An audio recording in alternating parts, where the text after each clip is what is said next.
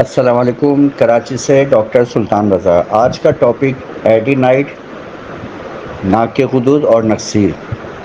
اس topic سے متعلق میں آپ سے عرض کرتا چلوں، ایڈینائڈ گلینڈز جب ناک میں بڑھتے ہیں، اس کی مین وجہ دائمی نزلہ ہوتا ہے۔ جب ہم نزلے پہ توجہ نہیں دیتے، مستقل رہنے لگتا ہے، ہفتوں مہینوں رہنے لگتا ہے اور ہم اس سے گزارا کرتے رہتے ہیں، تو یہ ایک وقت ایسا آتا ہے کہ یہ غدود اتنے زیادہ بڑھ جاتے ہیں کہ ناک بند ہونے لگتی ہے، ہائپر سینسٹیویٹی ہو جاتی ہے، ذرا سی ڈسٹ سے، ذرا سی خوشبو سے چھینکیں آنے لگتی ہیں، خصوصاً صبح کے وقت جب ٹیمپریچر باڈی کا چینج ہوتا ہے، سو کے اٹھنے کے بعد چھینکیں شروع ہو جاتی ہیں۔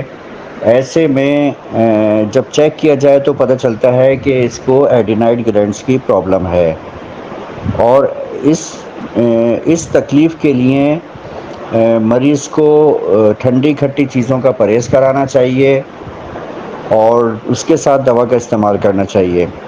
اس میں سمٹمز کے حساب سے دوائیاں ہوتی ہیں، خاص طور پہ جب چھینکوں کا زیادہ اثر ہو، مریض جب بہت زیادہ چھینکتا ہو، نزلہ پانی کی طرح بہتا ہو، تو اس میں لمنا مائنر بہت اچھا کام کرتی ہے۔ اگر ایڈینائڈ گلینڈز کی وجہ سے اگر خراٹے ہوتی ہے، اسنورنگ کی پرابلم ہے، تو اس میں بھی لمنا مائنر بہت اچھا کام کرتی ہے۔ مدر ٹنچر میں دیں، دن میں 2 سے 3 مرتبہ دیں، ساتھ میں کالی بائی کرومیکم 1 ایم ویکلی استعمال کرنا چاہیے۔ یہ بہت اچھا اور مجرب دوا ہے، اس کے استعمال سے چند ہفتوں میں ہی یہ پرابلم کافی حد تک صحیح بلکہ ختم ہو جاتی ہے۔ اس کے علاوہ بعض ایڈینائڈ گلینڈز اتنے زیادہ بڑے ہوئے ہوتے ہیں کہ مریض سے سانس نہیں لیا جاتا، ناک بند ہوتی ہے، کبھی رائٹ سائڈ کا نتھنا بند ہوتا ہے، کبھی لیفٹ سائڈ کی نوسٹریل بند ہو جاتی ہے۔ اس میں سینگونیریا نائٹریکم مدر ٹنچر میں اگر میسر ہو تو وہ استعمال کرنا چاہیے، ورنہ 3 ایکس پوٹینسی میں اچھا کام کرتی ہے۔ یہ دن میں 2 سے 3 دفعہ استعمال کی جائے، اور وہی کالی بائی کرومیکم 1 ایم پوٹینسی میں ویکلی استعمال کی جائے، اور جب بند ہونے کی شکایت زیادہ ہو تو اس میں پلساٹیلا 1 ایم یہ ویکلی دینا چاہیے۔ بہت اچھے رزلٹ ہے اس کے۔ انٹر کرنٹ کے طور پر مہینے میں ایک دفعہ ٹیوبر کولینیم 200 کی ایک ڈوز کافی ہوتی ہے، یا پھر میڈورائنم 200 کی ایک خوراک استعمال کرائی جائے۔ اب بعض پرابلم ایسی ہوتی ہے ایڈینائڈ گلینڈز کی کہ مریض اس میں کھینچ کے سانس لیتا ہے، ڈیپ بریتھنگ لینی پڑتی ہے، اس میں دوا برومیم بہت اچھا کام کرتی ہے۔ اس میں دیگر دوائیوں میں سینیگا، سیمبیوکس، سباڈیلا یہ بھی سمٹمز کے حساب سے اچھا کام کرتی ہے، لیکن میں نے آپ سے وہی ادویات عرض کی ہیں جو میری پریکٹس میں ہے، اور اس سے ہٹ کے مجھے کبھی کہیں جانا نہیں پڑتا۔ ناک میں ایکسٹرنل یوز کے لیے ہائیڈروسٹس مدر ٹنچر آپ گلیسرین میں بنا کے دے سکتے ہیں، ڈائریکٹ بھی دیا جا سکتا ہے، مرچیں زیادہ لگتی ہیں اس سے، لیکن استعمال کرانے میں کوئی حرج نہیں ہے۔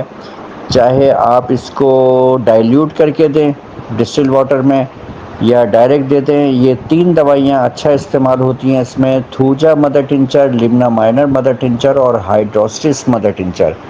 اس کا استعمال بڑا سود مند ثابت ہوتا ہے۔ اب آ جائیے ایپسٹاکسس یعنی نکسیر ہو جانا۔ نکسیر میں ناک سے خون بہتا ہے، 4 وینز کا جنکشن ہوتا ہے جو کہ ریپچر ہو جاتا ہے کسی بھی وجہ سے۔